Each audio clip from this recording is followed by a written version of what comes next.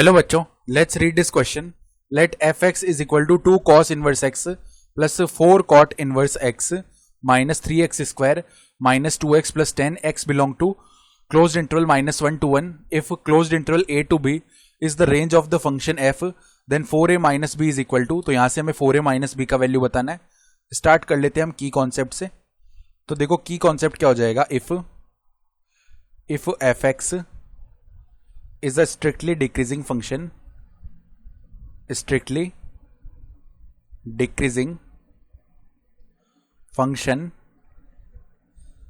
then पहली बात तो जो f डैश x है वो हमेशा नेगेटिव आएगा.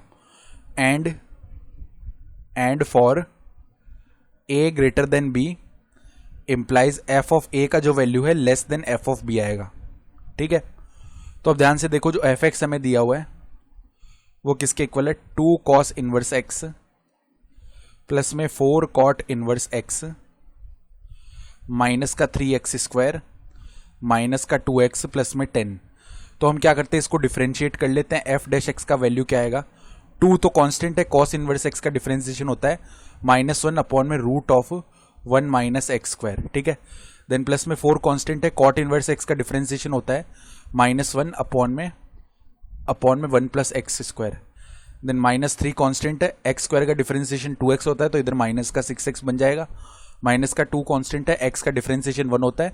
फिर आगे 10 कांस्टेंट है, इसका डिफरेंशिएशन 0 हो जाएगा. तो इस सब में से हम माइनस का 2 बाहर निकाल सकते हैं. तो अंदर क्या बन जाएगा, 1 अपॉन में root of 1 minus x square. Then plus में इधर बन जाएगा हमारे पास 2 अपॉन में 1 प्लस एक्स स्क्वायर. देन इधर बन जाएगा हमारे पास प्लस का 3x एंड प्लस का 1. ये कंप्लीट टर्म बन जाएगा ना इधर.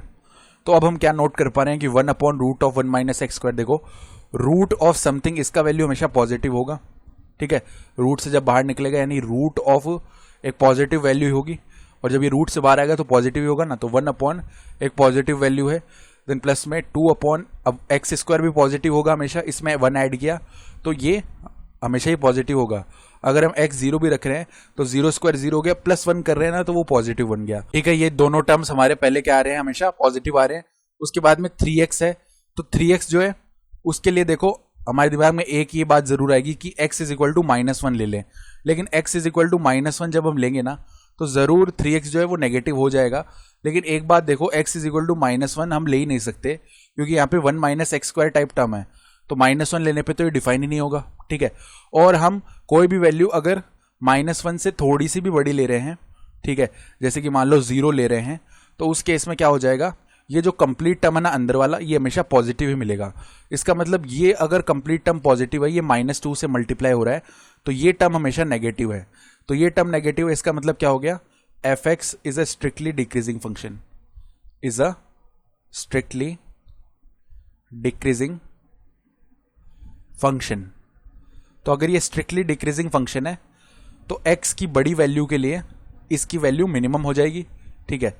तो हम क्या बोल सकते हैं, a अगर निकालना है ना रेंज में, a यानी कि मिनिमम वैल्यू फंक्शन की, तो a हमें क्या मिलेगा, f ऑफ बड़ी वैल्यू पर मिनिमम मिल जाएगा यानी f ऑफ 1. तो f ऑफ 1 निकाल लेते हैं, कितना हो जाएगा, जो वैल्यू है वो हो जाएगा हमारे पास में 2 cos इनवर्स 1, देन प्लस में 4 cot इनवर्स 1, देन माइनस में 3 मल्टीप्लाई में 1 का स्क्वायर, देन माइनस में 2 मल्टीप्लाई में 1 प्लस में 10. cos इनवर्स 1 जो है वो कहाँ पर होता है, 0 पे, यानी cos 0 1 होता है ना, तो इसका वैल्यू 0 आएगा. तो 2 मल्टीप्लाई में 0 प्लस में 4. cot इनवर्स 1 का जो वैल्यू है वो आता है पाई अपॉन में 4, माइनस में 3 माइनस 2 प्लस का 10.